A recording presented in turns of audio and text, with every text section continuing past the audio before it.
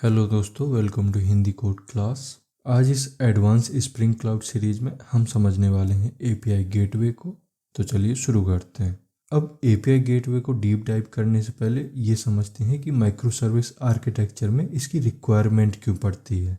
तो मान लो आपके पास एक एप्लीकेशन है जिसमें मल्टीपल माइक्रो सर्विसेज हैं, जैसे user service, order service, payment service, inventory service, इस तरह की बहुत सारी सर्विसेज हैं। अब अगर फ्रंट एंड डायरेक्ट सब माइक्रो सर्विसेज को अलग अलग कॉल करता है तो उसे मल्टीपल यूआरएल्स मैनेज करने पड़ेंगे। इसके अलावा हमें सारी सर्विसेज में सिक्योरिटी भी इम्प्लीमेंट करनी पड़ेगी। लॉगिंग, रेट लिमिटिंग, ऑथ, इस तरह की बहुत सारी फंक्शनैलिटी के लिए हमें हर माइक्रो सर्विस में सेम कोड रिपीट करना पड़ेगा। एंड इन्हीं सारी प्रॉब्लम का सोल्यूशन होता है एपीआई गेटवे। ठीक, अब समझ लेते हैं कि ये एपीआई गेटवे क्या होता है। तो एपीआई गेटवे एक रिवर्स प्रॉक्सी होता है जहाँ पर क्लाइंट से रिक्वेस्ट को रिसीव करने के बाद उसे करेक्ट माइक्रो सर्विस तक फॉरवर्ड किया जाता है एंड रिस्पॉन्स को वापस उसी क्लाइंट को रिटर्न किया जाता है। इसका मतलब ये हुआ कि एपीआई गेटवे मैकेनिज्म में क्लाइंट को कभी भी ये पता नहीं होता है कि अंदर कौन कौन सी सर्विसेज चल रही हैं। ठीक, इतना क्लियर हुआ। अब इंडस्ट्री में एपीआई गेटवे को आर्किटेक्चर एंड एवोल्यूशन के बेस पे 3 कैटेगरी में डिवाइड किया जाता है, जिसमें सबसे पहले आता है ट्रेडिशनल या एज एपीआई गेटवे। तो एज एपीआई गेटवे एक सिंगल सेंट्रलाइज्ड गेटवे होता है जिसमें पूरे एप्लीकेशन का ट्रैफिक एक ही जगह से पास होता है। इसके अलावा ये गेटवे मोस्टली ब्लॉकिंग या रिवर्स बेस्ड आर्किटेक्चर में यूज होते हैं, जिसमें जैसे ही कोई रिक्वेस्ट आती है उसके लिए एक थ्रेड एलोकेट हो जाता है एंड वो थ्रेड तब तक ब्लॉक रहता था जब तक कि बैकएंड से उस थ्रेड के रिगार्डिंग रिप्लाई ना आ जाए, मतलब रिस्पॉन्स ना वापस आ जाए। मतलब जो इस तरह के गेटवे होते हैं वो 1 रिक्वेस्ट, 1 थ्रेड एंड 1 रिस्पॉन्स पर काम करते हैं। इस वजह से जैसे जैसे एप्लीकेशन में रिक्वेस्ट बढ़ती जाती है ये सिस्टम धीरे धीरे स्लो हो जाते हैं। इस वजह से आज के टाइम पे इनको यूज नहीं किया जाता है। अब अगर हम इंडस्ट्री में पॉपुलर टूल की बात करें, मतलब उस टाइम पे कौन कौन से टूल यूज होते थे, अब तो इनका यूज नहीं होता बट एक टाइम पे हो रहे थे। तो उनमें से सबसे जो पॉपुलर टूल था वो नेटफ्लिक्स जूल था, जो स्पेशली स्प्रिंग इकोसिस्टम में यूज किया जाता था। इसके अलावा एनजिन को भी बेसिक रिवर्स प्रॉक्सी के फॉर्म में काफ़ी जगह गेटवे की तरह यूज किया जाता था। इसके अलावा क्लाउडवर्ड के स्टार्टिंग फेज में AWS API गेटवे का अर्ली रेस्ट वर्जन भी इसी कैटेगरी में आता है। अब ये जितने भी टूल हैं ये काफ़ी प्रैक्टिकल हुआ करते थे and initial micro service architecture के साथ काफ़ी ज़्यादा फिट बैठते थे। बट जैसे जैसे ट्रैफिक एंड माइक्रो सर्विसेज दोनों स्केल होने लगे तो इसकी लिमिटेशंस क्लियरली दिखने लगी, क्योंकि ये गेटवेज ब्लॉकिंग आईओ पर बेस्ड थे, मतलब ब्लॉकिंग आईओ पर काम करते थे। इसके अलावा TPR की वजह से, मतलब थ्रेड पर रिक्वेस्ट मॉडल की वजह से भी थ्रेड्स जल्दी एग्जॉस्ट हो जाते थे और पूरा सिस्टम थोड़ा सा हैवी फील करने लगता था। एंड इन्हीं सब रीजंस की वजह से आज इन गेटवेज को यूज नहीं किया जाता है। मतलब ये गेटवेज मोस्टली डेप्रिकेटेड हो चुके हैं या फिर लेक्सी सिस्टम में, पुराने लेक्सी सिस्टम में काम कर रहे हैं। ठीक, अब आते हैं सेकेंड कैटेगरी में, जिसको रिएक्टिव या micro service aware API gateway भी बोला जाता है, जो आज के टाइम पे मॉडर्न स्टैंडर्ड माने जाते हैं। इस टाइप के gateways non blocking and event driven होते हैं। मतलब एक रिक्वेस्ट के लिए हमें थ्रेड को ब्लॉक करके नहीं बैठना होता है, क्योंकि ये गेटवे माइक्रो सर्विस आर्किटेक्चर को ध्यान में रखकर बनाए जाते हैं। इसलिए ये गेटवेज सर्विस डिस्कवरी अवेयर तो होते ही हैं, इसके साथ ही क्लाउड नेटिव इन्वायरमेंट में भी नेचुरली फिट हो जाते हैं। अब इंडस्ट्री में इस तरह के गेटवे के लिए सबसे ज़्यादा पॉपुलर जो इम्प्लीमेंटेशन है वो है स्प्रिंग क्लाउड गेटवे, जो specially spring boot based project के लिए यूज किया जाता है। इसके अलावा जूल 2 भी आया था जो नॉन ब्लॉकिंग था, लेकिन प्रैक्टिकली यूज में ज़्यादा पॉपुलर नहीं हो पाया। इसके अलावा इनवॉय प्रॉक्सी को भी गेटवे मॉडल में काफ़ी ज़्यादा यूज किया जाता है, स्पेशली जब हमें सर्विस मैश या एडवांस ट्रैफिक को हैंडल करना होता है।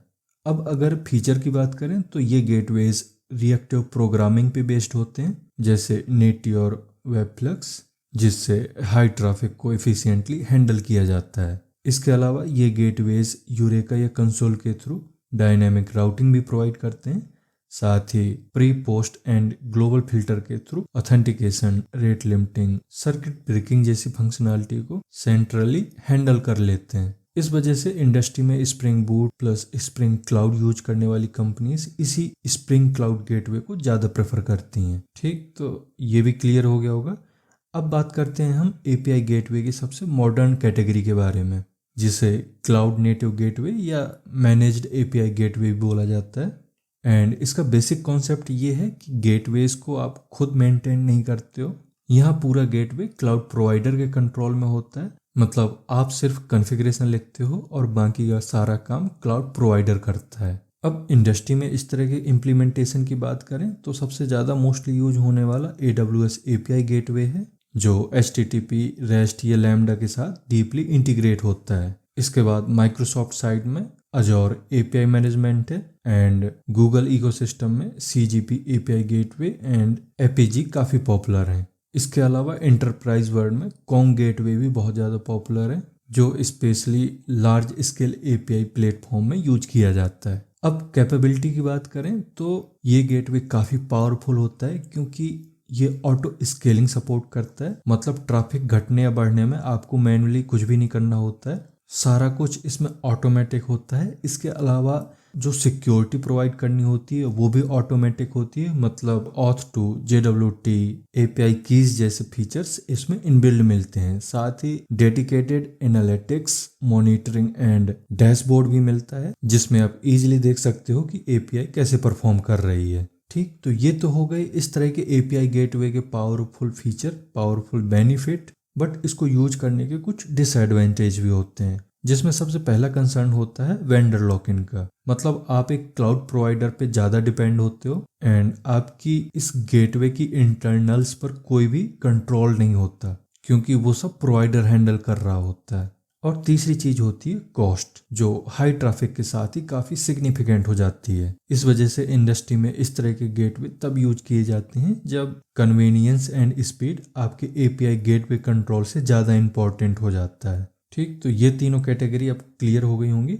अब थोड़ा सा हम इसको एडवांस लेवल पर लेकर चलते हैं। तो इंटरव्यू में कभी कभी पूछ लिया जाता है कि नॉर्थ साउथ या ईस्ट वेस्ट गेटवे क्या होता है। तो देखो, इंडस्ट्री में API गेटवे को सिर्फ गेटवे की तरह ट्रीट नहीं किया जाता है, बल्कि ट्रैफिक के डायरेक्शन के हिसाब से इसको दो और कैटेगरी में डिवाइड किया जाता है, north south and east west gateway. इसमें सबसे पहले बात करते हैं नॉर्थ साउथ गेटवे की। तो ये वो गेटवे होता है जो एक्सटर्नल क्लाइंट जैसे मोबाइल ऐप, वेब ऐप या थर्ड पार्टी सिस्टम से रिक्वेस्ट को रिसीव करता है एंड उस रिक्वेस्ट को बैकएंड माइक्रो सर्विस तक पहुंचाता है। मतलब जो गेटवे क्लाइंट और बैकएंड के बीच में बैठा होता है उसे नॉर्थ साउथ गेटवे बोला जाता है। एंड इस रोल में मोस्टली API गेटवे यूज किया जाता है, जैसे स्प्रिंग क्लाउड गेटवे या AWS API गेटवे, इस तरह के गेटवे यूज किए जाते हैं।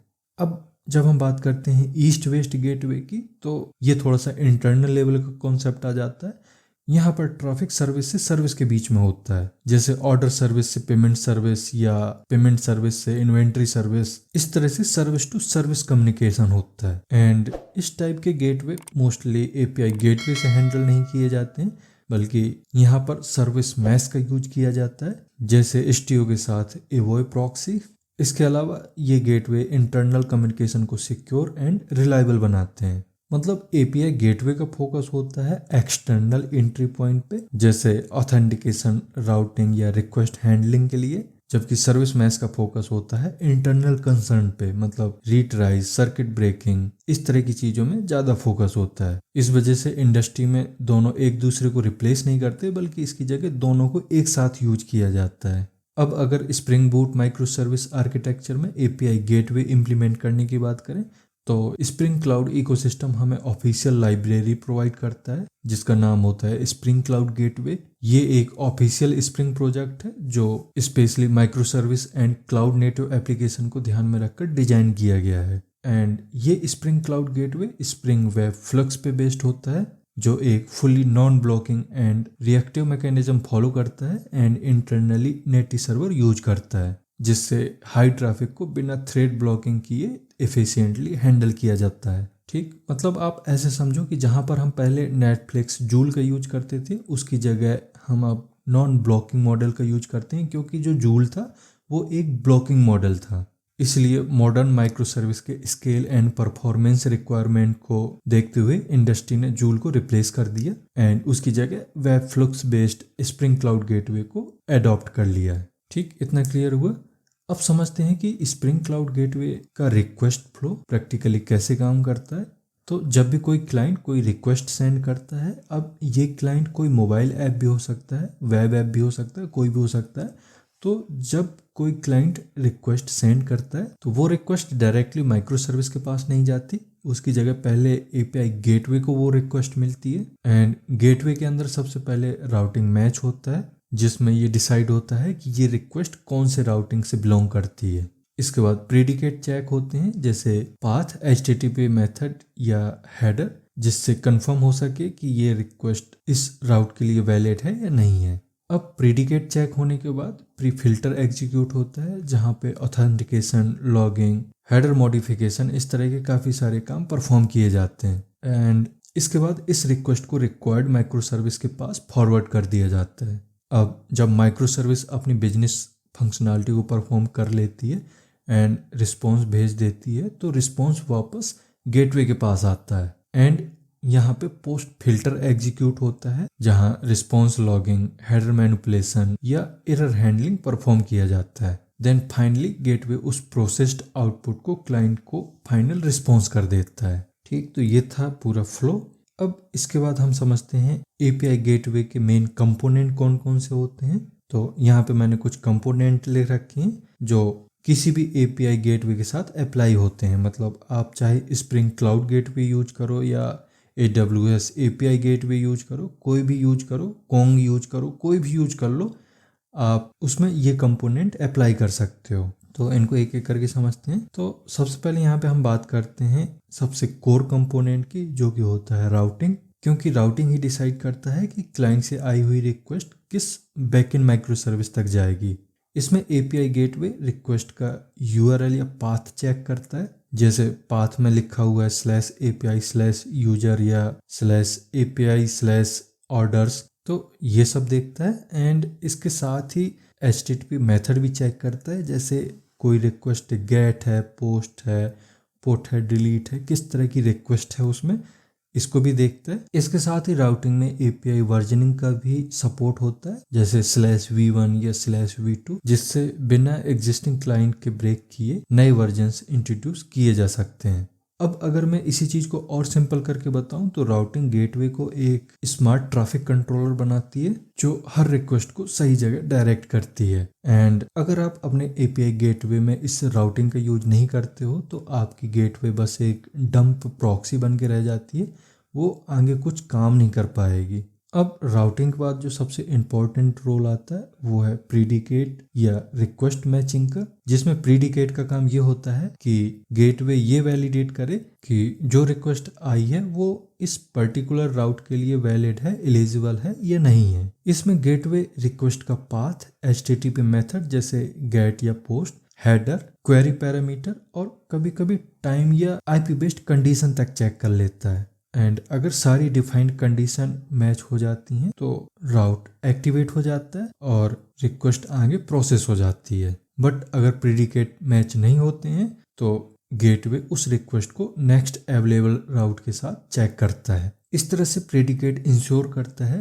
कि सही टाइप की इंफॉर्मेशन सही माइक्रो सर्विस तक पहुंचे, वरना सिस्टम में अननेसेसरी ट्रैफिक बढ़ेगा जिसकी वजह से कंफ्यूजन क्रिएट हो सकता है। अब एपीआई गेटवे के सबसे पावरफुल एंड इंटेलिजेंट कॉन्सेप्ट पे बात करते हैं जो है फिल्टर। इस वजह से इस कंपोनेंट को गेटवे का ब्रेन भी बोला जाता है। इसमें फिल्टर का मेन काम होता है किसी भी रिक्वेस्ट या रिस्पॉन्स को प्रोसेस, मॉडिफाई एंड कंट्रोल करना, वो भी बिना बैकएंड माइक्रो सर्विस को टच किए। इसमें सबसे पहले प्री फिल्टर एग्जीक्यूट होते हैं जो रिक्वेस्ट के माइक्रो सर्विस तक पहुंचने से पहले एग्जीक्यूट होते हैं, जैसे ऑथेंटिकेशन एंड ऑथराइजेशन चेक करना, JWT टोकन वेरीफाई करना, रिक्वेस्ट का लॉगिंग करना या हेडर को ऐड करना या रिमूव करना, इस तरह के काम परफॉर्म होते हैं। एंड अगर इस स्टेज में कोई भी रिक्वेस्ट इनवैलिड मिलती है तो गेटवे यहीं से उस रिक्वेस्ट को ब्लॉक कर देता है। इसके बाद अगर सारी चीज़ें सही मिलती हैं तो रिक्वेस्ट माइक्रो सर्विस तक जाती है एंड माइक्रो सर्विस अपना बिजनेस लॉजिक परफॉर्म करती है, पूरी फंक्शनैलिटी परफॉर्म करती है।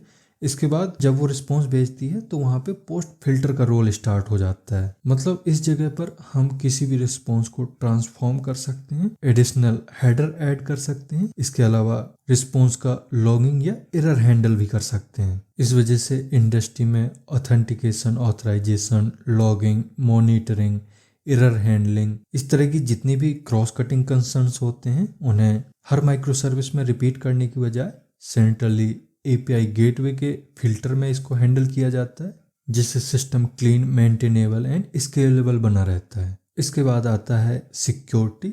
तो एपीआई गेटवे का सबसे इम्पोर्टेंट रोल होता है सिक्योरिटी गेटकीपर का। मतलब इस फंक्शनैलिटी की वजह से कोई भी एपीआई गेटवे ये डिसाइड कर पाता है कि कौन इस सिस्टम के अंदर आ सकता है एंड कौन नहीं। इसके लिए एपीआई गेटवे में ऑथ2, जेडब्ल्यूटी टोकन या एपीआई की वैलिडेशन यूज किया जाता है, जिसके through authenticated and authorised request को ही बैकएंड मतलब माइक्रो सर्विस तक जाने दिया जाता है। इसके साथ ही IP white listing and black listing के थ्रू भी ट्रस्टेड एंड अनट्रस्टेड प्रोसेस को कंट्रोल किया जाता है। एंड यही होता है सिक्योरिटी का सबसे बड़ा फायदा। मतलब अगर आप सिक्योरिटी ऐड करते हो अपने एपीआई गेटवे में तो माइक्रो सर्विस कभी भी डायरेक्टली एक्सपोज नहीं होती हैं। ठीक, तो ये था पूरा एपीआई गेटवे का कॉन्सेप्ट, जिसमें मैंने सब कुछ एकदम डिटेल में एक्सप्लेन किया है। अब इसके बाद अगर आपको इसकी इम्प्लीमेंटेशन भी देखनी है तो मैं ऑलरेडी एक e commerce micro service series complete कर चुका हूँ, जिसमें मैंने इस स्प्रिंग क्लाउड एपीआई गेटवे को भी इम्प्लीमेंट किया है, जिसका मैं लिंक डिस्क्रिप्शन में दे दूंगा।